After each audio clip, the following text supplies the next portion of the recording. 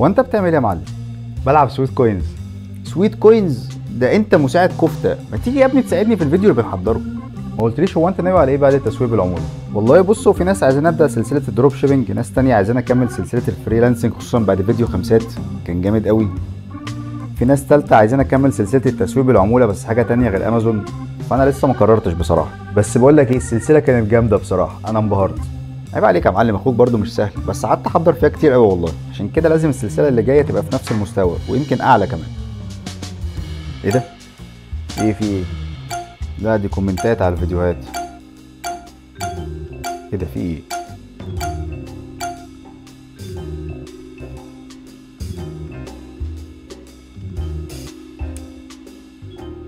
بقول لك ايه، انا عرفت الفيديو اللي جاي هيبقى عن ايه.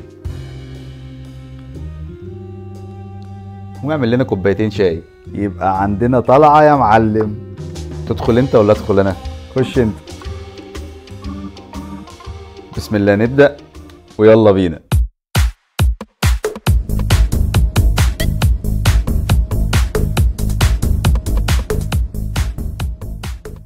السلام عليكم اجمعين مشاهدين ومتابعين، عاملين ايه؟ يا رب تكونوا بخير. لو ربنا كرمك واخيرا قررت انك هتشتغل اونلاين وتعمل فلوس بس مش عارف تبدا منين، فاحسن مجال ممكن تبدا فيه من الصفر كواحد مبتدئ من غير راس مال هو التسويب العموله. واول خطوه ممكن تعتبرها بدايه ليك في المجال ده هو التسويب العموله على امازون. عشان كده انا عملت لك سلسله كامله او ممكن تقول كورس كامل للتسويب العموله على امازون، والسلسله عباره عن 5 فيديوهات هتبدا معاك من الصفر، وملخصهم كالاتي: الفيديو الاول ازاي تشترك على امازون وتعمل حساب مسوق بالعموله، شرح عملي وبالخطوات. الفيديو الثاني ازاي تختار المنتج بتاعك وايه هي نسبه العمولات على المنتجات المختلفه، وازاي تعمل معرض للمنتجات بتاعتك، وبرده كل ده شرح عملي خطوه بخطوه. الفيديو الثالث ازاي تجيب فيديوهات للمنتج بتاعك وازاي تعدل عليها علشان تتفادى حقوق الملكيه، وايه هي تريكات التسويق على الفيسبوك وعلى الانستجرام. الفيديو الرابع ازاي تعمل حساب تيك توك امريكي علشان تعرف تسوق عليه منتجات امازون وتقدر توصل للفئه المستهدفه ليك من العملاء جوه امريكا. واخيرا الفيديو الخامس ازاي تشتغل على بنترست وايه هي تريكات التسويق على الموقع وازاي تستغل بنترست احسن استغلال علشان تعرف تزود مبيعاتك على امازون.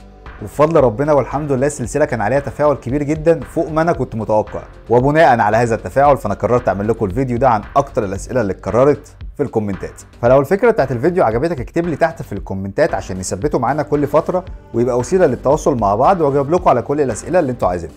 ويلا بينا نبدا. واول سؤال معانا النهارده وهو اكتر سؤال اتكرر في الكومنتات تقريبا: لما باجي اعمل حساب على امازون مش بيقبل العنوان بتاعي وبيرفض ان هو ينقلني للخطوه اللي بعد كده. طيب بص، هي المشكله اللي الناس كلها بتقف عندها هي اول خانه في التسجيل، وفي اول خانه دي انت لازم تكتب العنوان كله بالكامل من اول العماره اللي انت ساكن فيها لحد الدوله اللي انت عايش فيها. وهنا يفضل ان الصيغه بتاعت العنوان تبدا برقم، يعني انت عمرك ما سمعت في الافلام حد بيوصف لحد عنوان اللي هو مثلا 19 شارع مش عارف ايه منطقه ايه في حته ايه. فانت الاول هتبدا الخانه بتاعتك برقم وبعد كده شارع وبعد كده منطقه وبعد كده محافظه وبعد كده دوله. وفي مثال هيظهر قدامك على الشاشه دلوقتي ممكن تعمل زيه.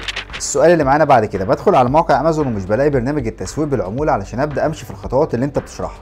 لو حضرتك بتخش على جوجل وبتكتب امازون وبعد كده بتخش على اول لينك موجود عندك، فغالبا انت مش هتلاقي برنامج التسويق بالعموله، لان في الحقيقه ده امازون مصر، وبرنامج التسويق بالعموله للاسف غير متاح على امازون مصر لحد دلوقتي. فانت لو كنت مركز معايا في الفيديو هتلاقيني كنت بقول لك سيب اول شارع وخش في تاني شارع على طول اللي هو امازون امريكا. السؤال اللي بعد كده معانا: ينفع اطبق الطريقه بتاعت التيك توك الامريكي على باقي المنصات علشان اقدر اوصل للعملاء مستهدفين جوه امريكا برضو؟ والله انا كان نفسي تنفع لكل المنصات لان دي كانت هتسهل علينا كتير، بس للاسف لا، الطريقه دي التيك توك بس، لان هو الوحيد اللي شغال بنظام الموقع الجغرافي. يعني انت لو فاتح الاكونت بتاعك من جوه مصر فانت اي حاجه هتنشرها هتظهر لناس من جوه مصر. اما باقي المنصات مش بتعتمد على سياسه الموقع الجغرافي في الريتش بتاعها. يعني عندك مثلا الفيسبوك والانستجرام علشان تقدر توصل لفئه معينه فيهم لازم تلجا للاعلانات المموله، وبعد كده عندك بنترست اللي هو اصلا معظم المستخدمين بتوعه من امريكا فانت مش محتاج تستخدم معاه اي حاجه. السؤال اللي بعد كده ومن الاسئله اللي اتكررت كتير جدا في الكومنتات والاجابه بتاعته هتبقى طويله شويه بس يهمني ان انت تكون عارفها: ايه الفرق ما بين الدروب شيبنج والتسويق بالعموله؟ ولو انا واحد لسه مبتدئ اشتغل في انهي فيهم احسن؟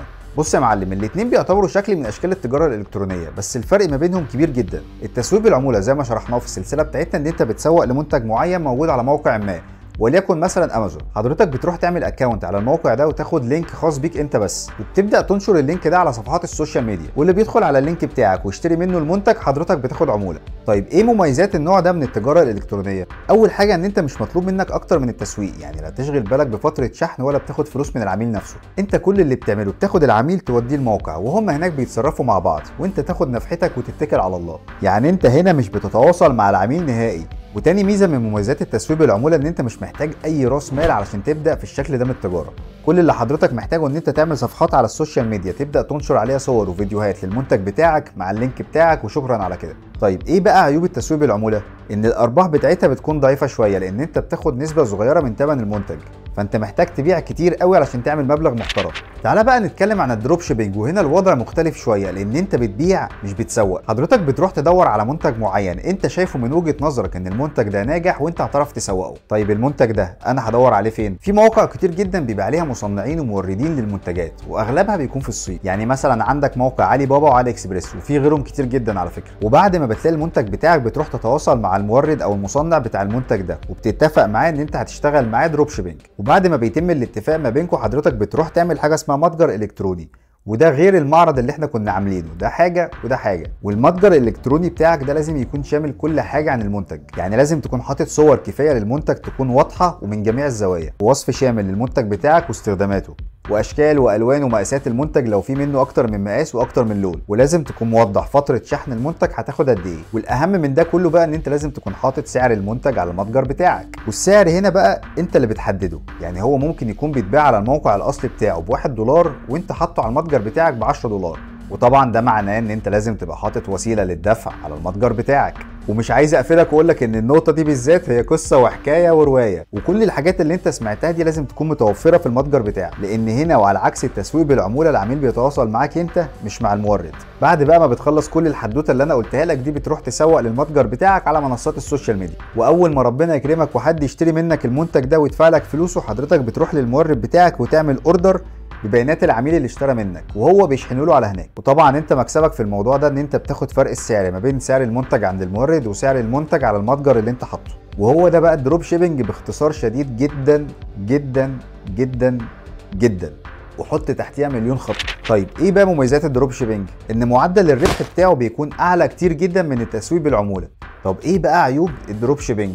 اول حاجه ان انت اللي في وش العميل، وانت اللي بتتواصل معاه، وانت اللي بتاخد منه فلوس، على عكس التسويق بالعموله انت مجرد بتوصل العميل للموقع وخلاص. تاني حاجه شكل المتجر الالكتروني بتاعك وطريقه عرض المنتج هو اللي هيحدد العميل هيشتري منك ولا لا، لان هنا العميل كل فكرته عن المنتج هتبقى من خلال المتجر الالكتروني بتاعك بس، يعني مش هيروح بعد كده على موقع تاني زي امازون مثلا ويلاقي فيه المنتج والصور بتاعته والوصف وكل الكلام ده، هو مفيش قدامه غيرك. تالت حاجه ان انت لازم تكون حاطط وسيله للدفع على المتجر الالكتروني بتاعك تكون موثوق فيها ومنتشره ما بين الناس، والحته دي مكعبله شويه. رابع حاجه بقى والاهم من كل اللي انا قلته لك ده ان انت لازم يكون معاك فلوس في الاول علشان تعرف تعمل كل الخطوات اللي انا قلتها لك دي، لان معظم الخطوات دي بتكون على مواقع باشتراكات شهريه. طيب خلاصه الكلام بقى في كل اللي احنا قلناه ده، عشان احنا طولنا في السؤال ده قوي، لو انت واحد لسه اول مره تشتغل في التجاره الالكترونيه عموما ولسه داخل المجال جديد، فانصحك ان انت تبدا في التسويق بالعموله، عشان هيبقى عندك فرصه ان انت تجرب وتاخد فكره عن المجال اكتر قبل ما تخش في الدروب شيبنج، لان الدروب شيبنج من اول يوم هتقرر ان انت تشتغل فيه فانت هتدفع فيه فلوس، فانت ما عندكش رفاهيه الوقت ان انت تجرب، انت لازم تبقى داخل عارف هتعمل ايه بالظبط. تعال نروح للسؤال اللي بعد كده، وهو بيقول عملت اكونت على بنترست واتقفل فجاه تاني يوم. خلي بالك اول ما تعمل اكونت على بنترست الحماسه ما تاخدكش قوي وتفضل تنزل في بنز كتير في يوم واحد، لان الموقع بيعتبر ده نشاط زايد عن الطبيعي وبيعتبرك سبام ويقفل لك الاكونت، ومعرفش ايه وجهه نظرهم في كده، بس ده موجود ولازم تاخد بالك منه. خليك على الهادي كده واحده واحده، يعني بلاش تنزل اكتر من 3 بنز في اليوم الواحد، وبعد كده بالتدريج ابدا زود. طيب تعال نشوف السؤال اللي بعد كده، وهو تقريبا بيدور في نفس النقطه، هل ينفع احط لينك تسويق بالعموله مباشر على البن بتاعي؟ يعني انا هروح على امازون اجيب اللينك بتاع المنتج واحطه على البن بتاعي على طول وانشره على كده، او بمعنى اصح من غير بقى ما اعمل معرض واحط فيه المنتجات وكل الكلام ده؟ للاسف ما ينفعش تعمل كده، ولازم تحط صفحه وسيطه في النص، وبيسموها في التجاره لاندنج بيج، والا برضو بنترست هيقفل لك الاكونت. فانت كده عندك نقطتين تخلي بالك منهم، النشاط الزايد واللينكات المباشره. السؤال اللي بعد كده وبرضو من الاسئله اللي اتكررت كتير جدا في الكومنتات، ايه الفرق ما بين التسويق على الامازون والبيع على الامازون؟ التسويق على الامازون هو التسويق بالعموله، شرحناه بالتفصيل وحلو قوي كده. البيع على الامازون بقى بيسموه امازون FBA، وهنا انت بتشتري كميات فعليه من منتج معين وبتشحنها على مخازن امازون في امريكا